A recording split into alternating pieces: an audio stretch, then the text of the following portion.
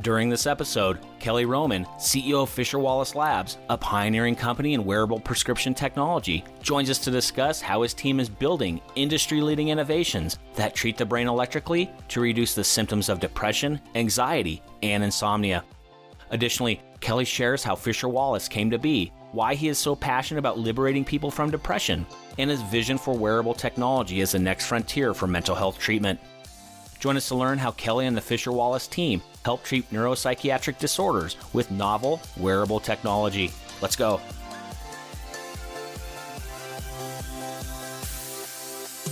Welcome to Passionate Pioneers with Mike Biselli, where we highlight and speak with the innovators, the game changers, and the pioneers who are deeply passionate and relentless in solving the problems our world is facing today. This is your opportunity to connect with and learn from these leaders and to support them on their mission. Perhaps they will soon be hearing your story as well. This is Passionate Pioneers with Mike Biselli. I look forward to having you on this journey with us.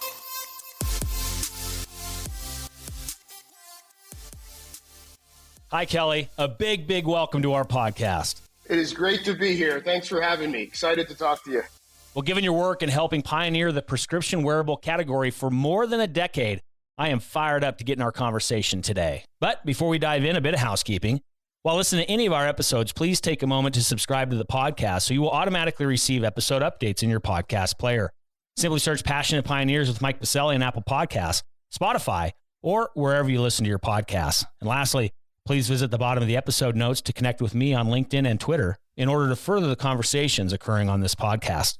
All right, Kelly, it's almost time for our community to learn how you and the Fisher Wallace team are building a prescription wearable company and pioneering the first hardware category to effectively compete with drug therapy for the treatment of depression, anxiety, and insomnia. But first, what is that one piece of advice that you would give to others who are passionate about reimagining the health of our world?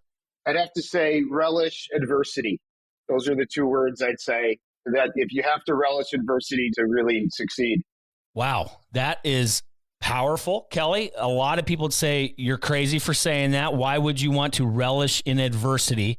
Don't we always want to be crushing it? Don't we always want to be, everything's going great with this startup? It just seems like there's this crush it culture out there, Kelly. How come you were leading with relishing adversity? I love it. For me personally, which is really all I can speak of, it's like when I'm presented with some hard stuff to solve, I can feel that I'm in my zone. I could compare it to, an athlete probably feels, a professional athlete, the focus goes on to the performance. And that's when I feel like I'm in my zone. If everything's going well, it almost feels like there's something wrong. Wow. That's powerful, Kelly. I love it. Because the one thing that I've also noticed throughout my entrepreneurial career, the moment I feel comfortable is when I don't feel I'm excelling at the highest level that I can, right? So it's kind of the same thing, right? I love the opportunity to solve big, hard, challenging questions. And to your point, if everything's going exactly as to plan, is everything going exactly as to plan? That's right. Probably not. Is that a type of mindset? Is that a culture you try to drive throughout the entire Fisher Wallace family? Yeah, I hire people who I think I sense have that approach to engaging in business. And we're a small enough organization right now where, I have a personal relationship with everyone here. So I'd say, yes, you got to lead by example. That's the Sun Tzu quote that probably my favorite is, you have to lead by example. Well, I love it. You brought the heat right out the gates for this episode, Kelly. This is exactly what we look for with entrepreneurs that have been there, done that, built successful businesses. This is a key piece of advice for others who want to build those types of companies that are going to move healthcare forward. So thank you for setting the stage on what I know is going to be a powerful and exciting conversation today on the podcast. We're going to dive into everything happening within the Fisher Wallace camp after we get back from thanking our community champion sponsor. Located in Denver, Colorado's nationally ranked River North District, Catalyst is a healthcare innovation campus that brings together stakeholders from across the industry to accelerate innovation and drive real, lasting change our nation desperately needs. From established organizations to startups, from accelerators to advocacy organizations, and from medical schools to global companies, everyone at Catalyst works side by side to create, develop, refine, and bring to market cutting-edge innovations that will fundamentally transform healthcare as we know it. With industry leaders like Medical Group Management Association, Olive, Medical Solutions, UC Health, Cirrus MD, and many others calling Catalyst home, along with innovative pioneers visiting from across the nation. Catalyst continually fosters their foundational belief that collaboration and partnerships will move the healthcare industry forward. To virtually tour Catalyst and claim your space on campus or host an upcoming event, visit catalysthealthtech.com or visit the top of the episode notes and click on their link. All right, we are back with Kelly Roman, CEO of Fisher Wallace. Kelly, thank you so much for teeing us up on the front end. Incredibly important advice, especially as we try to innovate in one of the toughest and most complex industries in the country, around the world, that is healthcare. So Kelly, thank you for setting the stage. Can't wait to dive in to hear all the things that are happening within the Fisher Wallace team. You guys have been at it now for over 13 years. And you personally, you didn't start your career in healthcare. You're not a lifer as a lot of people in healthcare, dedicated their whole careers to. Matter of fact, you have an English degree from Harvard, and now you're leading this amazing organization, Fisher Wallace. Can't wait to hear how you got into it in the first place. And then, of course, what's the journey been like being the co-founder and CEO of Fisher Wallace? What are things happening today in the camp? And then where are things heading next? Not just for the company, but for our industry kind of writ large. And, we always love to help our guests out as well. So we'll ask you how we can be helping you out. But first, Kelly, how did this all come to be in the first place? How did you find yourself in healthcare? How did you find yourself building Fisher Wallace? Give us a little bit of that backstory. Yeah, my job previous to this was actually writing and illustrating a graphic novel for HarperCollins. I adapted Sun Tzu's The Art of War. That was a multi-year project. It was really a dream project. And I had left my previous kind of quote unquote real job was in marketing for SaaS and in social media, in the beginnings of social media when Bebo was a big social network. What happened is I was basically finishing the book and needed to get back into the quote unquote real world. I really wanted something entrepreneurial, and the fates just opened up. I was on the Harvard alumni network, and I have to say that the tuition really paid off for that, because I connected with Chip Fisher, who originally founded Fisher Wallace. And the Wallace and Fisher Wallace, Martin Wallace, had just passed away from cancer. So, had a tragic beginning to the company. And we still keep the name as like a testament to him, Fisher Wallace. But he was looking for a new co-founder. And so we met. We both went to Harvard. He's 18 years older than me. So I had a lot of experience that I didn't have and a big network. And he had found this technology. Wallace had introduced him to him. And I had taken antidepressants for a number of years and was at the point where I wasn't taking them. I couldn't tolerate the side effects. And Chip handed me this device, and it really worked for me. I was an N of one, but I had a pretty profound response to it. And the challenge of trying to commercialize something and disrupt this very entrenched industry was appealing. And I think speaks to that relishing adversity mindset. This was very exciting. And he was also an English major. So we had two English majors now. What we did very quickly is surround ourselves with highly technical people on the science side and the regulatory side. And so the first 10 years really of the business was not quite stealth, but it was very much me learning the business, me learning the regulatory process. Most of the work that I did that made an impact during that first 10 years was on the regulatory side. And then we didn't even start raising money until 2019. So I would say it's really since 2019 where we're a more traditional kind of startup. We had all the experience under our belts. We knew what we wanted to do, and to execute it, we needed to raise money. And that's when we really started, I think, being a more traditional startup.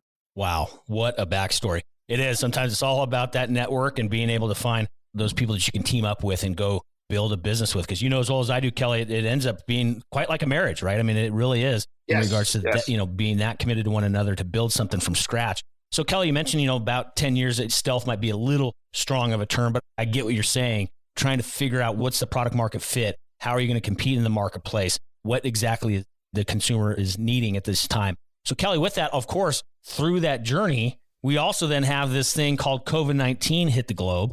I got to imagine that impacted where you guys were going to, because as well as I do, a lot of things that you were solving for, those became even more acute and more in focus, and something that we were talking about in the social realm, right? We were discussing this out loud for once, right? We were finally shedding a light on it. So how has the business been even over the past, 2 to 3 to 4 years, given still building up, raising funds, COVID hits. Here we are somewhat on the other side of COVID. What has it been like over the past number of years? So that first 10 years of navigating the regulatory process culminated in December 2019, a couple of months before COVID started, with the FDA publishing a final order that required us to conduct large-scale clinical trials for each indication. So our depression indication was PMA'd, so we had to go through a PMA process if we wanted to continue to market for depression. And anxiety and insomnia each had Class 2 special controls, so FDA clearance on those sides, same device, but approval path for depression, a reclearance path for anxiety, insomnia. And so at that moment, we had a ticking clock that we had to get these studies done. So we started setting them up. We had just recently started raising money in 2019. And then when COVID hit, it became impossible to conduct clinical trials in the traditional way. And so I had to figure out, how do we run these trials to hit these FDA deadlines, which, by the way, didn't change until the last minute. They did give us an extension, but not until literally a few weeks before. And so we had to run them remotely, but still stick to all the gold standard ways of running a trial. So this was a double blind, in the most recent case, a triple blind, placebo-controlled study, randomized.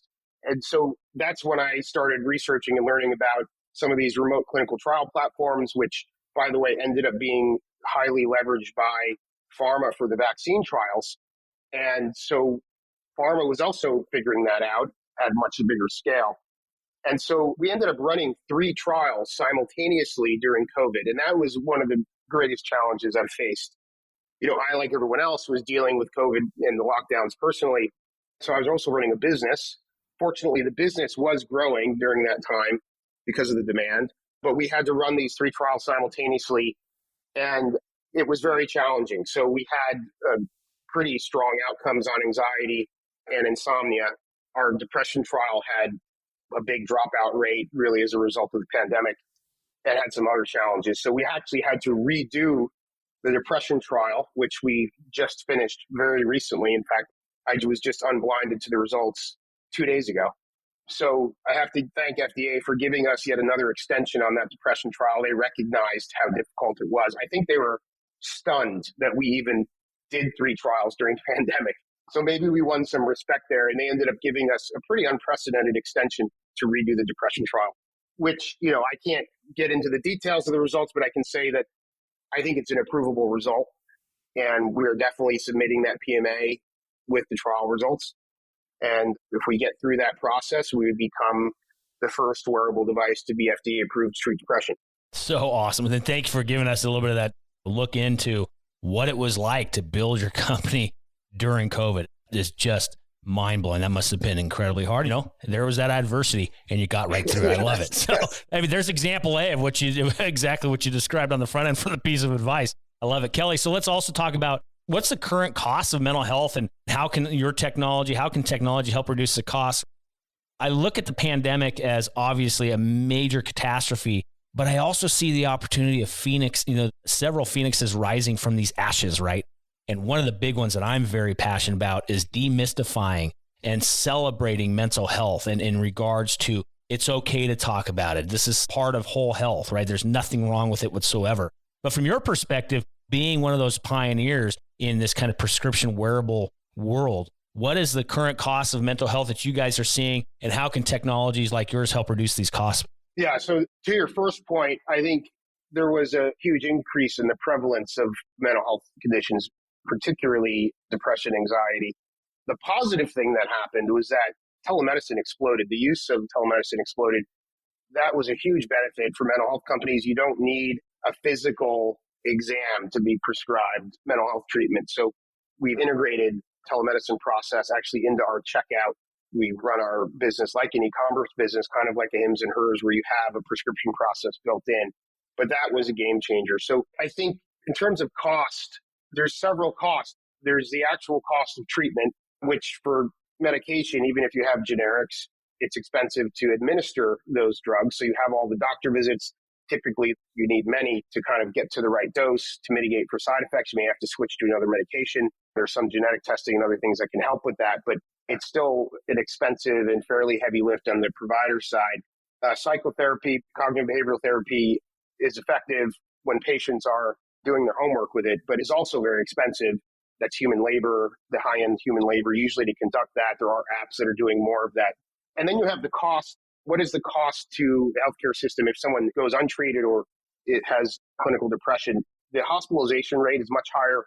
The cost of many other things in their health is much higher. So you're less healthy and more expensive if you're depressed than if you're not. So the insurance companies, I think, put a pretty high premium on being able to mitigate that because there's all this downstream savings if you're able to address mental health. That's the economic side. Obviously, the human side, if you're not a patient like myself that was treating depression, you know someone who, right? So it really touches everyone's lives. So we're seeing definitely on social media, people talking about it more. We did our first social media type of event where we actually brought in comics, stand-up comics in New York to talk about their own mental health struggles. The thing about comedy, it's not just funny. Good comics are very frank and very honest. And so that's what we really were shooting for there. I recently hired a consultant who was a big sports agent in Major League Baseball. And, we're now going out to teams. And I think one of the most vocal people in society who are talking about mental health are the professional athletes. And there's also a need for cognitive performance. One of the great things about wearable brain stimulation is it's not only treating symptoms, in many cases, it's improving cognitive function. So focus, concentration, memory, and motor skills. So it's a great tool for the athlete, and other populations are also working with the Seattle Police Department now. So we're seeing, Seattle Police Department is another example. We're seeing organizations kind of take this a lot more seriously and looking to address it. Well, let's talk about the tool, actually, Kelly, and the devices that you're building. Right at the front end, I teed it up that you and the team are really looking to effectively compete with drug therapy for the treatment of depression, anxiety, and insomnia. Let's go there. How does this actually work? Your patented technology, it's treating the brain electrically. So why don't you let's dive into the weeds a bit. How does the technology work? How are you treating the brain electrically? And then, of course, it's always powerful to share, even if it's like an N of 1 or 2. What's the response like from the end user, the consumer? What has it been like for the lives that you've touched? Again, let's first start on kind of the nerdy tech side. How are you treating treatment electrically, and what's the response been by your consumers? So in terms of mechanism of action, we know some. We need to learn more. And I think as a commercial organization, you have to invest in finding out, does it work? And then you can invest in the how it works because it has something, you want to figure that out. If you put all your money in the how it works first, then you can't really commercialize. Now, there's been a lot of research in academia around brain stimulation, and we've done some of our own research. So what I can tell you between the combination of the two, on our device that we've done, we have published biomarker data that shows increases in serotonin, endorphins, lowering cortisol. And then there's quite a bit of published research on transcranial alternating current stimulation, which is what our technology is. We have a patented set of frequencies, but as a category, there's been quite a bit of published research that this brain stimulation technology will entrain a brainwave state. So basically will cause neurons to oscillate, if you will, at a frequency that is in the alpha wave brain state. So you can bring people into a calmer brainwave state. There's also research that shows transcranial alternating current modulates default mode network and kind of downregulates the sympathetic nervous system, the fight or flee. We have a lot of veterans who use our device with PTSD. And one of the things they'll say is a lot of them will put it on, and for the first time, it doesn't matter the time of day, they'll want to fall asleep right after they put it on because it's taking them out of that fight or flee state, and their body is exhausted from being in that.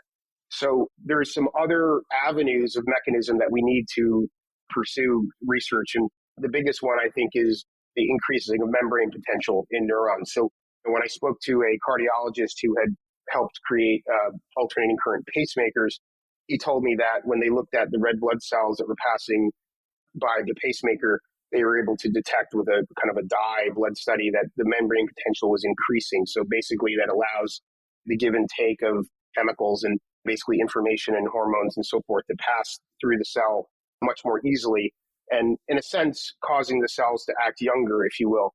And he basically said, that's what I think, as in he thinks is why your device may be working so well, is that it's improving brain function neuron by neuron on this level. And we have to do some research to figure that out. Now, that could have impacts in other areas such as dementia and Alzheimer's. We have done some Parkinson's research. Alzheimer's, though, is a big one that I think is down the road. And so those are the things that we kind of know from mechanism. I think there's over the next few years, especially if, we're continue to grow and become successful, we'll be investing more into figuring that out. Very exciting. Well, thanks for diving into the weeds a bit. Now, of course, the second part to that, what's the response been from your consumers? You mentioned that you're working with the Seattle Police Department, working with professional athletes, but you also mentioned, which I'm also incredibly passionate about, working with some of our vets. Give us maybe one or two stories from those end users and how it's been life-changing for them. Yeah, so there's a veteran who has been pretty public about his experience with our device. His name's Logan Shield, and U.S. Marine, served Iraq and Afghanistan. He had suicide attempt after being discharged, and the device completely reversed that type of pathology. So he's been depression-free essentially since using our device. And that's kind of what I would call a life-saving response. In our anxiety trial, which we've submitted to FDA for reclearance, we had an over 70% response rate by week 8, and that is measured by having a 50% or greater reduction of symptoms. And so breaking 70% is a big deal for response rate. And we see that play out, I would say, anecdotally in our commercial business, where we've now sold over 100,000 devices. So we've generated over 40 million in revenue with this version 1, really a proof of concept device. And our return rate this year is going to be about 13%. So it's still an out-of-pocket purchase. We're working on insurance reimbursement. That's a big reason why we're doing these studies. But right now it's out of pocket. So these people who could send it back for a refund, we have a 30-day return policy, full refund policy, and 87% of them are keeping the device. So that's kind of reflecting, I think, what we're seeing in the clinical trial. And the clinical trials, of course, have a much more targeted population where you do an anxiety study, they can't have a comorbid depression. But in reality, most people have both. 80%, I believe, people with major depressive disorder also have an anxiety disorder. But when you're doing studies, you have to kind of isolate these things. So it makes sense to me that our return rate is as low as it is when you consider that if you're tackling 2 or in many cases 3 symptoms at once, insomnia, anxiety, and depression can all be together, that people are keeping their device. Wow. It's powerful examples on how the technology is working. And Kelly, of course, we also want to talk future state as well. We'll pull the crystal ball off the shelf for a bit. You talked about one area that over the next number of years that could be of very high interest to you and the team is Alzheimer's, obviously an interesting space to be studying and where technology like yours can be applied to. But where do you also see things heading, not just with Fisher-Wallace, but where are things heading on the macro? Like, this whole notion of wearable technology, right? It's had its fits and starts. Is this something that we're going to continue to rely upon and leverage wearables, whatever that might look like? So where's the wearable space heading and where's Fisher-Wallace heading? Where do you see kind of on the horizon for you and the company and the industry writ large? One of the things that will define the speed and the scale of the trend will be, do big tech companies that are mostly playing in consumer health actually getting into our space, right? And are they getting into regulated wearables? I think it's inevitable. That my thesis is the healthcare industry is simply too large. There's too much money.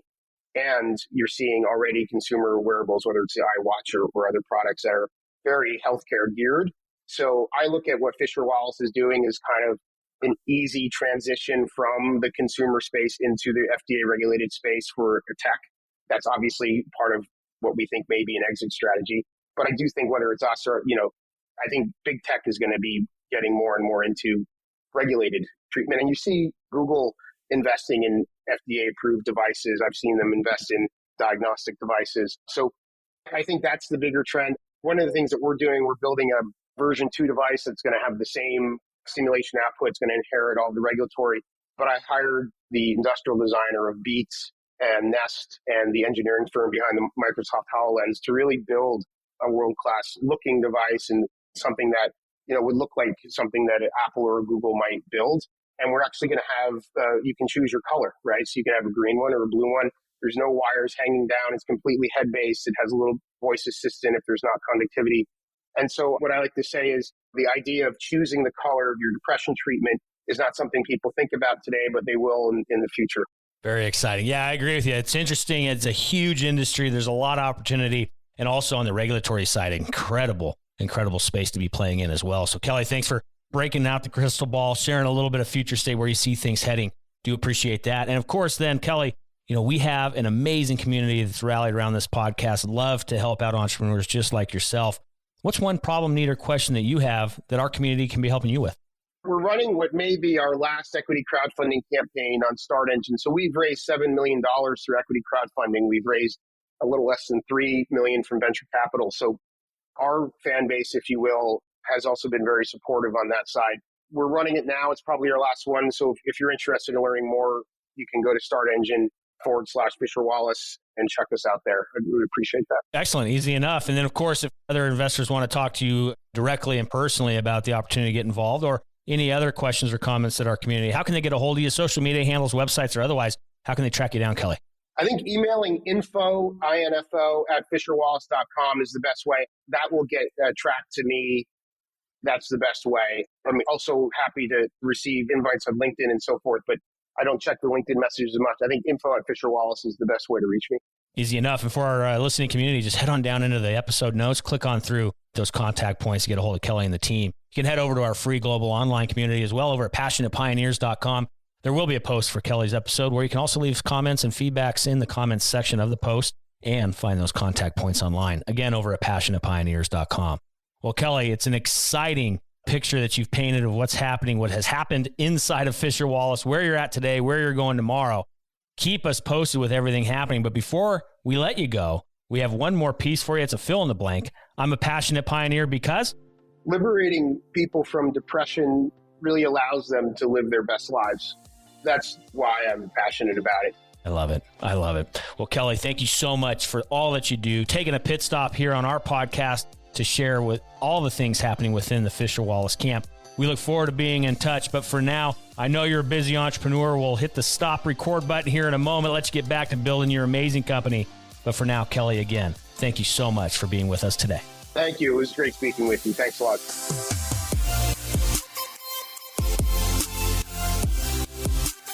Thank you for joining us today on Passionate Pioneers with Mike Biselli. We'd love to hear your feedback about the podcast so we can continue to improve this community and to further support the pioneers being featured. Lastly, please take a moment to subscribe to the podcast and invite your friends and colleagues to join us. This is Passionate Pioneers with Mike Biselli. I look forward to having you back with us during our next episode.